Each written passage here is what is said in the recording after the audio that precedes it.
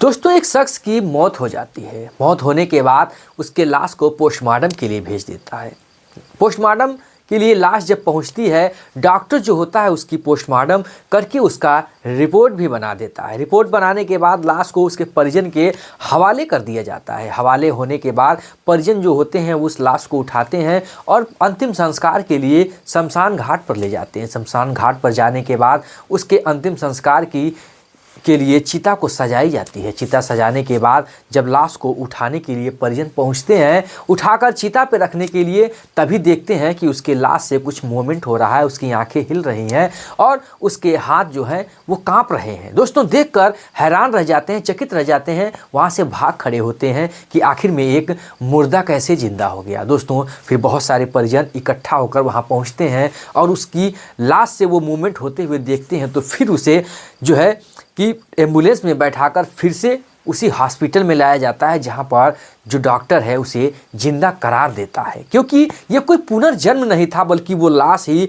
दोबारा वाकई में जिंदा हुई है। ये कोई बनावटी बात नहीं बल्कि एक सच्ची घटना है जो कि आधारित आज इस जीवन पर मैं आपको बताने वाला हूँ। दोस्तों, इमरजेंसी वार्ड में वो डॉक्टर जो है वो भर्ती करता है और उसका इलाज चालू हो जाता है। दोस्तों, चैनल पर नए हैं तो चैनल को सब्सक्राइब कर लीजिएगा। अगर वीडियो हमारी अच्छी लगे आपको तो वीडियो को भी शेयर कर दीजिएगा। अपनी राय इस वीडियो में जरूर बताइएगा कि आपको ये वीडियो कैसी लगी और आप किस डिस्ट्रिक्ट से देख रहे हैं ये वीडियो हमारी। तो चलिए वीडियो को करते हैं स्टार्ट और समझते हैं इस पूरी क्राइम के सच्चाई को कि आखिर में इस समाज में कैसे कैसे लोग हैं, कैसे कैसे डॉक्टर हैं जो कि एक जिंदा आदमी को मृत घोषित करके उसका पोस्टमार्टम तक हो जाता है। दोस्तों, चलिए वीडियो को करते हैं स्टार्ट और समझते हैं इस पूरी कहानी को।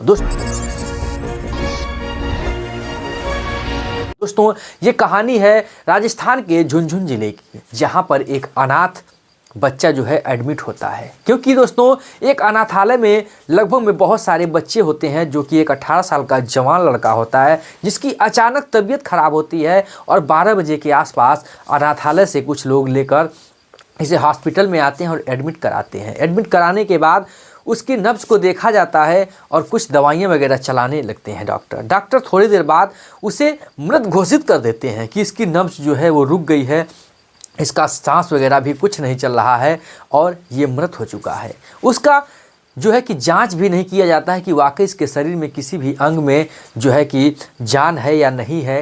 ये जो है कि तुरंत ही इसे मृत घोषित कर दिया जाता है। दोस्तों, उसके बाद लाश को डीप फ्रीजर में भेज दिया जाता है पोस्टमार्टम रिपोर्ट के लिए। इसका पोस्टमार्टम होगा, उसके बाद आपको जो है कि इसकी लाश मिल जाएगी अनाथालय के कुछ अधिकारियों को। दोस्तों, लगभग में 1 बजे वो आदमी पहुंचता है और 1:30 बजे के आसपास इसे मृत घोषित कर दिया जाता है। उसके बाद 2 बजे वो डीप फ्रीजर में पहुंच जाता है। 2 बजे से 4 बजे तक वो डीप फ्रीजर में माइनस के कुछ टेम्परेचर में वो रहता है।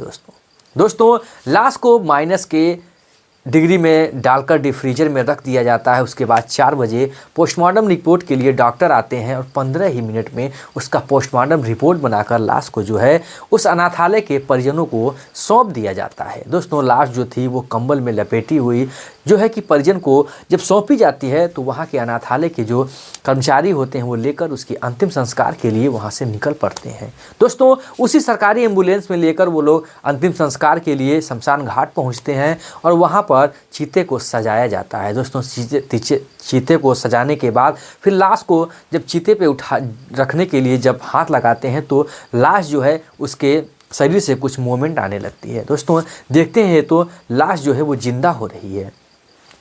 कुछ व्यक्तियों द्वारा नब्ज़ को टटोला जाता है तो उसे जिंदा पाया जाता है। तुरंत ही एम्बुलेंस आती है, उसको उठाकर फिर से उसी हॉस्पिटल में लाया जाता है जहां पर डॉक्टर देखते हैं तो तुरंत ही उसे जिंदा करार देते हैं। इमरजेंसी वार्ड में भर्ती किया जाता है। भर्ती करने के बाद थोड़ी देर तक दवा चलती है, लेकिन वहाँ के सरकारी हॉस्पिटल झुंझुनू ज़िले में वहाँ के जो डॉक्टर थे उसे जयपुर के बड़े हॉस्पिटल में ट्रांसफ़र करते हैं। दोस्तों, लगभग में इस प्रक्रिया होने तक ये लगभग में रात के 9-10 बज जाते हैं। दोस्तों, जब वो रिफ़र करते हैं यहाँ पर जयपुर में लाते लाते उसके रात के 12-1 बज जाते हैं। दोस्तों, यहाँ पर आकर उसकी जो है ट्रीटमेंट चलने लगता है और 3-4 घंटे के मशक्क़त के बाद जो है कि डॉक्टर अपने बहुत सारे कोशिश करते हैं, लेकिन यहाँ जो है भी मृत इसे घोषित कर दिया जाता है। दोस्तों, अब कोई ऐसी घटना नहीं होने वाली थी। अब जो मृत था उसे 100% मृत ही घोषित कर दिया गया था। वाकई जो वो लड़का था जिसका नाम रोहितास था वो वाकई ही मर चुका था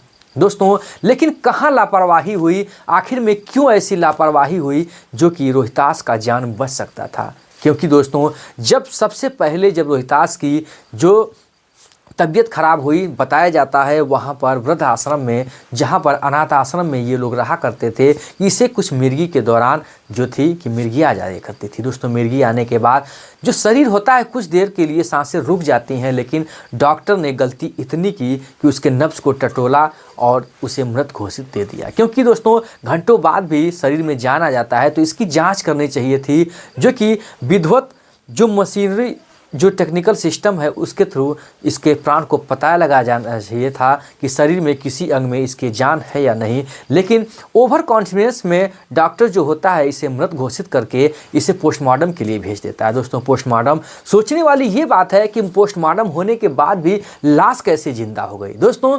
क्योंकि हुआ यूं इस कदर कि दोस्तों जब पोस्टमार्टम के लिए लाश वहाँ भेजी जाती है तो डॉक्टर समझता है कि ये टीबी का मरीज है, इसकी सांस रुकी है जिसकी वजह से इसकी मौत हो गई। तो वो घृणा करके सोचता है कि टीबी के मरीज़ को मैं क्या पोस्टमार्टम करूं। वो ऐसे ही फर्जी रिपोर्ट को बनाकर तुरंत ही रिपोर्ट सौंप देता है उस अनाथालय के उस कर्मचारियों को कि इसके आगे पीछे कौन है देखने वाला, इसे पोस्टमार्टम करके मैं क्या करने वाला हूं। वैसे ही उस इंसान को पोस्टमार्टम किए ही बिना, चीरे और फाड़े ही बिना ही 10 मिनट में उससे जो है लाश को उसके परिजन के हवाले कर देता है दोस्तों। उसने सही किया या गलत ये तो मुझे नहीं पता, लेकिन अगर उसने पोस्टमार्टम किया होता तो एक जिंदे आदमी की वो कत्ल कर देता। उसने अगर पोस्टमार्टम नहीं भी किया तो उस इंसान की जान बच गई दोस्तों।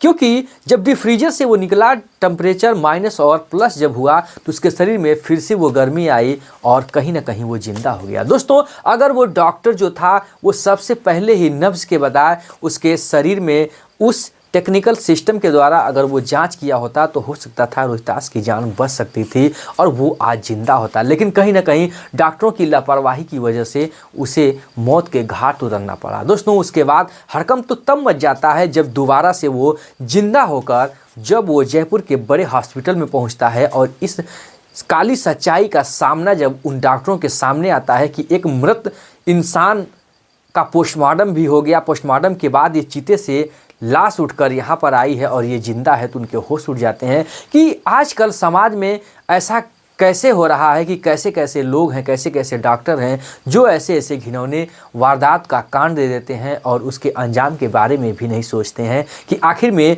ये किसी के घर का इंसान है, किसी का जीवन है। डॉक्टरों पे लोग इतना भरोसा करते हैं, डॉक्टरों को अपना भगवान मानते हैं, उनके कहे पे दवाइयों का सेवन करते हैं और डॉक्टर जो होते हैं वो चंद पैसों और चंद समय का व्यर्थता न देखने की वजह से लोगों का जान का कारण बन जाते हैं दोस्तों। ऐसा ही हुआ रोहितास। अगर आज वो जिंदा होता, क्योंकि अगर डॉक्टरों की लापरवाही नहीं हुई होती दोस्तों। इतने में जो वहाँ के सीएमओ और एसडीएम और डीएम होते हैं वो हरकत में आते हैं जयपुर के, और वहाँ का जो स्टाफ होता है सबको निलंबित कर दिया जाता है। निलंबित करने के बाद उन लोगों का एक पुनर्गठन करके वहाँ पर दूसरा स्टाफ आता है दोस्तों। क्या निलंबित करने से क्या ऐसे ऐसे क्राइम रुक जाएगा, क्या ऐसे ऐसे क्राइम घट जाएंगे? क्योंकि दोस्तों आज कल ये तो आम इंसान है, आम बात है, ये रोज़ क्राइम होते होंगे क्योंकि वो वहाँ से सस्पेंड हो गए, अलग दूसरे हॉस्पिटलों में ये काम करते होंगे। लेकिन कहीं ना कहीं मेरा ये गुजारिश है डॉक्टरों से कि ऐसी वारदात और ऐसी घटनाओं को ज़रा सोच समझ के कोई भी कदम उठाइए ताकि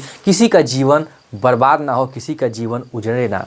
दोस्तों कहानी सुनाने का मकसद हमारा किसी के भावनाओं को ठेस पहुंचाना नहीं है, बल्कि आपको जागरूक करना है कि घटना किसी के भी साथ हो सकती है।